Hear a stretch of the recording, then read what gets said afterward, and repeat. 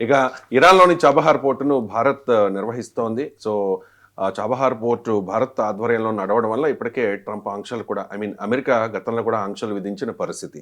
ఇప్పుడు అంటే ప్రతి ఏడాది కూడా మన కేంద్ర బడ్జెట్లో ఎంతో కొంత నిధుల్ని చాబహార్ పోర్టుకు కేటాయించడం మన ఒక పద్ధతిగా వస్తోంది. లాస్ట్ ఇయర్ కూడా ఒక 100 crores కేటాయించారు.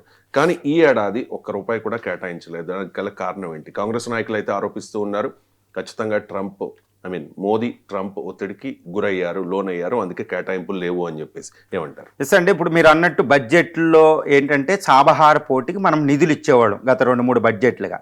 కానీ ఇప్పుడు ఈ 2026-27 ఆర్థిక సంవత్సరానికి ప్రకటించిన కేంద్ర బడ్జెట్లో చాబహార్, ఇరాన్లో మనం డెవలప్ చేస్తున్న చాబహార్ పోర్టు, ఏది పాకిస్తాన్లో గ్వడార్ పోర్టు, చైనా అభివృద్ధి చేస్తున్న పోర్టుకు ఆపోజిట్గా సెంట్రల్ ఏషియాతో ట్రేడు, ఆఫ్ఘనిస్తాన్తో ట్రేడు, ఇరాన్తో ట్రేడు, ఇవన్నీ పర్షియన్ గల్ఫ్లో ఒక వ్యూహాత్మకమైన ప్రదేశం ఉండేటట్టు డెవలప్ చేస్తున్న చాబహార్ పోర్టుకి బడ్జెట్లో నిధులు ఇవ్వలేదు. దీని అర్థం ఏంటి అంటే చాలా జాగ్రత్తగా గమనించాలి. అంటే ట్రంప్ ఒత్తిడికి లోనయ్యాడా మోడీ గారు అనేది ఒకటి చూడాలి. 2, చాబహార్ పోర్టు మీద ఆంక్షలు విధించిన April 1 వరకే ఉన్నాయి. April 1 నుంచి ఆంక్షలు అమల్లోకి వస్తున్నాయి.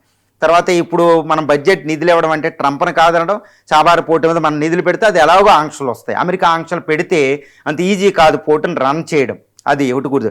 అందుకనే చాబహార్ పోర్టుకి బడ్జెట్లో నిధులు ఇవ్వలేదు అంటే దీని అర్థం చాబహార్ పోర్టుని మనం వదిలేయడం అనేది కాదు, గుర్తుపెట్టుకోవాలి. అది బడ్జెట్లో నిధులు ఇవ్వకపోయినంత మాత్రాన దాన్ని వదిలేయడం అనేది అర్థం కాదు. ఇప్పుడు కాంగ్రెస్ విమర్శించినట్టు, మనం ఊహించినట్టు, విశ్లేషకులు విశ్లేషణ చేస్తున్నట్టు, ఎక్స్పెక్ట్ చేస్తున్నట్టు మోడీ ట్రంప్కు లొంగిపోయి చాబహార్ పోర్టును వదిలేశారు, అందుకని బడ్జెట్లో నిధులు లేవు అనడంలో వాళ్ళ హేతుబద్ధత ఉండొచ్చు. కానీ భారత ప్రభుత్వం దానికి చాబహార్ పోర్టుని నిధులు ఇవ్వడానికి ఎన్నెన్నో మార్గాలు ఉంటాయండి.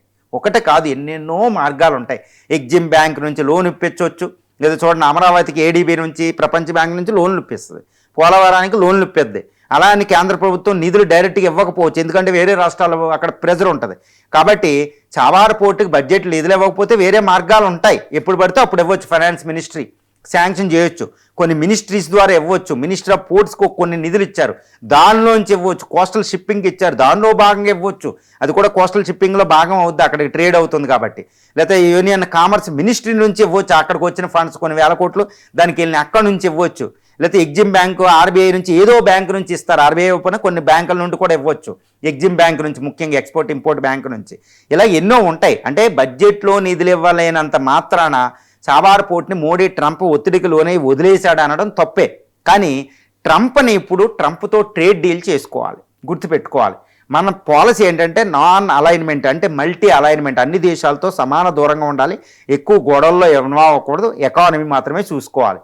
ఇప్పుడు ఇరాన్ చాబహార్ పోర్ట్ అనేది మనకి చాలా ముఖ్యమే, మన గౌరవానికి కూడా సంబంధించింది. ఆఫ్ఘాన్, సెంట్రల్ ఏషియా, ఇరాన్తో రిలేషన్సే, మన ఫారిన్ పాలసీ లొంగలేదని చెప్పాలి. కాబట్టి చాబహార్ పోర్ట్ అనేది ఇంపార్టెంటే. కానీ అమెరికాతో ట్రేడ్ డీల్ అనేది చాలా ఇంపార్టెంట్. వెనక్కి తగ్గినట్టు తగ్గుతాం. ఏదో అమెరికా ట్రంప్ చెప్పినట్టు ఓకే మేము నిధులు ఇవ్వం, మా బడ్జెట్లో నిధులు ఇవ్వం, కానీ మా నిధులు అయితే దానికి వెళ్తాయి అని చెప్తున్నారు అంతే మోడీ గారు. బడ్జెట్లో నిధులు ఇవ్వలే.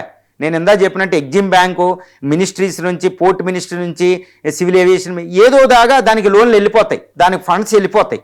దాన్ని మనం వదలలేదే, ఇరాన్కి మనం వదిలేస్తామని చెప్పలే, మనం ఎక్కడ ప్రకటించలే. చాబహార్ పోర్టు ఇప్పటికీ మన షేర్ ఉంది అక్కడ ఇరాన్తో పాటు. కాబట్టి చాబహార్ పోర్టు మన ఆధీనంలోనే ఉంది ఇప్పటికీ.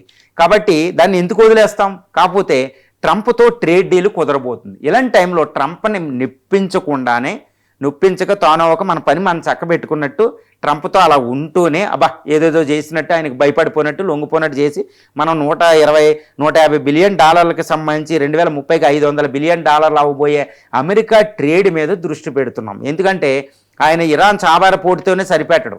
మన H-1B వీసాలు ఉన్నాయి, మన లక్షలాది మంది ఇండియన్ స్టూడెంట్స్ ఉన్నారు, ప్రొఫెషనల్స్ ఉన్నారు.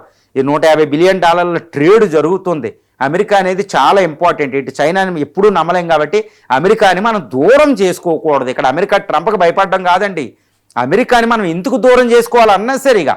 డిప్లొమసీ అంటే ఏదో వాడు ఏదో అన్నాడని మనం ఇంకా దూరం చేసుకోవడానికి, ఇది country, it's not a personal interest. Trump లాగా మన మోడీ గారు ఆలోచించరు.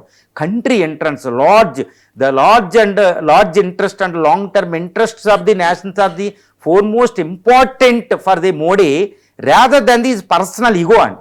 ఇది పర్సనల్ ఈగోలో ట్రంప్ ఏదో అన్నాడని మనం కూడా అనేకూడదు. మరి దేశం ఉంది, కాబట్టి గుర్తుపెట్టుకోవాలి, అమెరికాని ఎందుకు దూరం చేసుకోవాలి అనవసరంగా. వాడు నిధులు ఇవ్వద్దన్నాడు, చాబహార్ పోర్టుని వదిలేయమన్నాడు. సరే వాడు వదిలేయని మనం ఏం రెస్పాండ్ అవ్వలేదు, బడ్జెట్లో నిధులు ఇవ్వలే, కాకపోతే వేరే విధంగా నిధులు పంపిస్తాం. కాబట్టి ఇండియా చాలా క్రూషియల్. గ్వడార్ పోర్టు చైనాకు ఉంది, దాన్ని కౌంటర్ చేయాలన్నా, పర్షియన్ గల్ఫ్లో ఉండాలన్నా మనకు గ్వడార్ పోర్టు అత్యంతం. రీసెంట్గా ఆఫ్ఘనిస్తాన్తో మనం ఎందుకు సంబంధాలు పెట్టుకున్నామంటే చాబహార్ పోర్టు ద్వారా.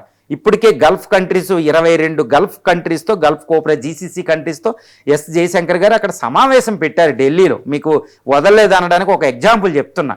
ఈ ఢిల్లీలో సమావేశం పెట్టారు, ఏది జీసీసీ గల్ఫ్ అరబ్ కంట్రీస్ 22 దేశాలు మీట్ అవుతున్నాయి. అక్కడ పాలస్తీనా మనం సపోర్ట్ చేస్తున్నాం. ఈ తర్వాత ఈ మెడిటేరియన్, ఈ మిడిల్ ఈస్ట్ ఒక కారిడార్ని నిర్మిస్తున్నాం, అది చాబహార్ పోర్టు ద్వారానే వస్తుంది. గుర్తుపెట్టుకోవాలి, మెడిటేరియన్ నుంచి ఇజ్రాయెల్ మీదుగా, యుఏఈ మీదుగా, సౌదీ అరేబియా మీదుగా మనకు ఒక కారిడార్ వస్తుంది, మ్యారిటైమ్ కారిడార్. మరి అందులో ఇది గ్వడార్ అనేది చాలా కీలకం. మరి అలాంటప్పుడు ఇప్పుడు చాబహార్ పోర్టుని ఎందుకు వదిలేస్తారు? గుర్తుపెట్టుకోవాలి. ఇప్పుడు అమెరికా అధ్యక్షుడు ఏదో సమయంలో, ఇప్పుడు మార్చి అయినా ఫిబ్రవరిలోనైనా తప్పనిసరిగా ఇండియా వస్తారు. ఎందుకంటే క్వాడ్ సమ్మిట్ ఉంది, ట్రేడ్ డీల్ ఇప్పుడు ఈతో కుదుర్చుకున్నాక ఆయన మీద నెత్తి మీద ప్రెజర్ వచ్చింది. అమెరికాలో కూడా ప్రాబ్లం ఉంది ఆయనకి. ఆయన వస్తారు, ఏప్రిల్ దాకా శాంక్షన్లు లేవు, ఏప్రిల్ నుంచి విధిస్తారు ఆయన. ఈ లోపు అమెరికా ఇండియాల మధ్య ఎన్నో డిస్కషన్ జరుగుతాయి, ప్రతిరోజు ప్రతి గంట అదే పని మీద ఉంటారు. కాబట్టి ఇండియా చాబహార్ పోర్టును వదిలినట్టు కాదు. మోడీ అంత తేలిగ్గా, అంత కష్టపడి ఇరాన్తో నిర్మించుకున్న చాబహార్ పోర్టును వదలడం అనేది కాదు.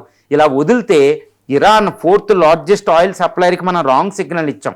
సివిలైజేషన్ రిలేషన్స్ ఉన్నాయి, అమెరికా శాశ్వతంగా అది, ఇరాన్ మనకి చాలా ఇంపార్టెంట్, ఎక్స్టెండెడ్ నైబర్హుడ్, ఇస్లామిక్ కంట్రీస్కి రాంగ్ సిగ్నల్ ఇచ్చినట్టు. ఇలాంటి పని ఇండియా చెయ్యదు.